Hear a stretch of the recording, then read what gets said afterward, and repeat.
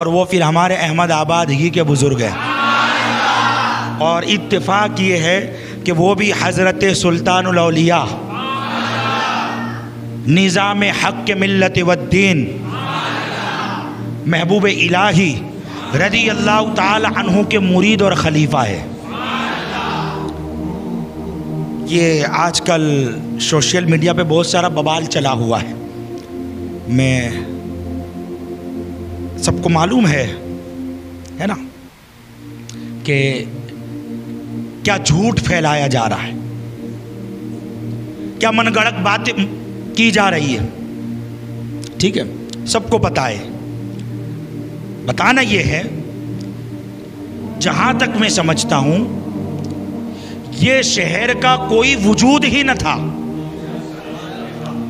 ہم بڑی ذمہ داری سے بات کر رہے ہیں، اس شہر کا کوئی وجود نہ تھا۔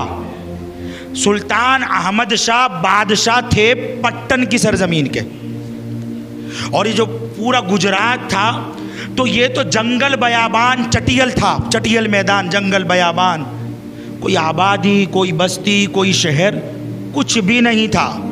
اور میں بولوں لفظ بدل کر، نہ مسجد تھی نہ مندر تھا۔ اب میں اتنی کنجوسی نہیں دیکھنا چاہتا تھا، نہ مسجد تھی نہ مندر تھا، یہ تو جنگل تھا۔ اللہ کے اس ولی کے ذہن میں اس جنگل کو دیکھ کر نہ جانے کیا آیا، اور ہم احمد آباد کے بسنے والے ڈنکے کی چونٹ پر بولتے ہیں، ہم افواہ نہیں گڑتے، ہم جھوٹ نہیں گڑتے۔ سنو، یہ جنگل جو تھا اسے بسایا سلطان احمد شاہ بادشاہ نے، یہ احمد آباد بنایا ہی اللہ کے ایک ولی نے ہے۔ مگر جب اس شہر کو بنانے کا انہوں نے ارادہ کیا، ڈیسائیڈ کیا، تو سب سے پہلے دہلی میں خط لکھتے ہیں حضرت محبوب الہی کو، اور خط لکھ کر کہتے ہیں کہ مجھے 12 ایسے اللہ والے چاہیے، ہے نا۔ پھر وہاں سے حضرت محبوب الہی جب روانہ کر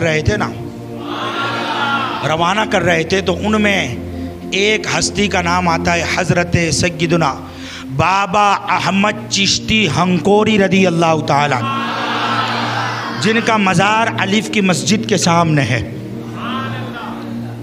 یہ اس زمانے کے آرکیٹیکٹ تھے، انجینئر تھے، عمارتیں بنانے کے بڑے ماہر تھے۔ حضرت بابا احمد چشتی ہنکوری رضی اللہ تعالیٰ وہاں محبوب الہی کے مرید بھی ہے، خلیفہ بھی ہے۔ اب دیکھو، یہ عاشقوں کی بات کر رہا ہوں۔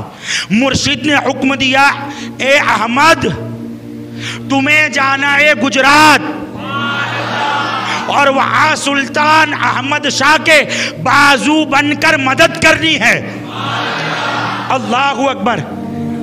عاشقوں کی بات ہی کچھ تو ایسی ہوتی ہے، گھر چھوڑا، سب کچھ چھوڑا، جن کو اپنے ساتھ لینا تھا حضرت بابا احمد چشتی ہنکوری رحمت اللہ علیہ نے ان کو اپنے ساتھ لیا، اور سب چھوڑ کر مرشد کے حکم پر یہ عاشق گجرات میں احمد آباد میں آ گئے۔ اب شہر کا نقشہ تیار کرنا ہے، بنانا ہے، محل کہاں ہوگا، مسجدیں کہاں ہوگی، دروازے کہاں ہوں گے، سینا کو، لشکر کو تعینات کرنے کا، ٹھہرانے کا قلعہ کہاں ہوگا، جہاں پر فیصلے ہوگی، عدالت کہاں بنے گی، یہ سب کچھ حضرت بابا احمد چشتی رضی اللہ تعالی عنہ نے اپنے تجربے سے تیار کر کے عطا فرمایا۔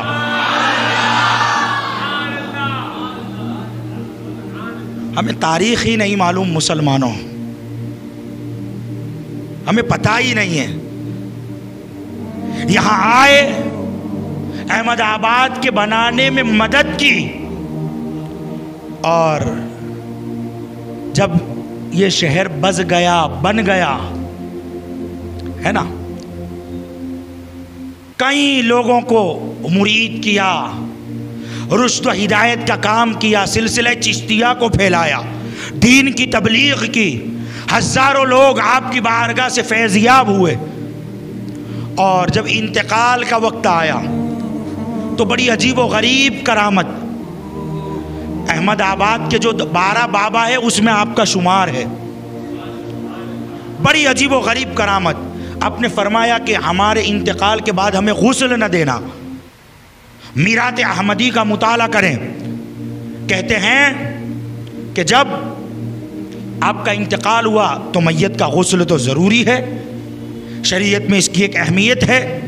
اللہ اکبر! کیا ہوتا ہے، اس زمانے کے مفتیان کرام علماء اعظام کو آپ کے خداموں نے بلایا اور کہا کہ یہ محبوب الہی کے خلیفہ ہے، 12 بابا میں آپ کا شمار ہے، اور آپ نے یہ پابندی لگائی کہ مجھے غسل نہ دینا۔ اب کرامت کہتے ہی اسے ہے جو عقل میں نہ آئے، عقل میں آ جائے تو کرامت کرامت نہیں رہتی، کرامت نہیں رہتی۔ اللہ اکبر! علماء کرام سارے جمع ہوئے، بہت گفتگو ہوئی۔ اس کے بعد جو ان میں جید عالم دین تھے انہوں نے فرمایا کہ ایسا کیا جائے کہ ان کے دست پاک کی جو آخری انگلی ہے اس پر پانی ڈالا جائے۔ اللہ اکبر! تو پانی کے جب چند قطرے ان کی انگلی پر ڈالے گئے تو وہ انگلی کا حصہ جس پر پانی کے قطرے گرے تھے مٹی بن کر وہ حصہ بہہ گیا۔ اللہ اکبر! اب لوگ سمجھ گئے کہ یہ معاملہ کچھ اور ہے، اور پھر ان کو ایسے ہی ان کی کفن دے کر ان کی تدفین کی گئی۔ اور آج بھی حضرت کے دربار کی یہ کرامت ہے، آج بھی حضرت کے دربار میں یہ فیض ہے کہ اگر کوئی بے قصور قید و بند میں چلا گیا ہو، یہاں آئے، ان کے آستانے پر ان کے وسیلے سے اللہ سے مانگے، اللہ سے دعا کرے، اللہ ان کے دربار کے صدقے میں ان بے قصوروں کی رہائی کے اسباب پیدا فرما دیتا ہے۔ یہی مہینہ شوال آج ان کا سندل شریف ہوگا، 19 چاند ان کا ہے، اور وہاں دہلی میں 18 چاند حضرت امیر خسرو کا ہے۔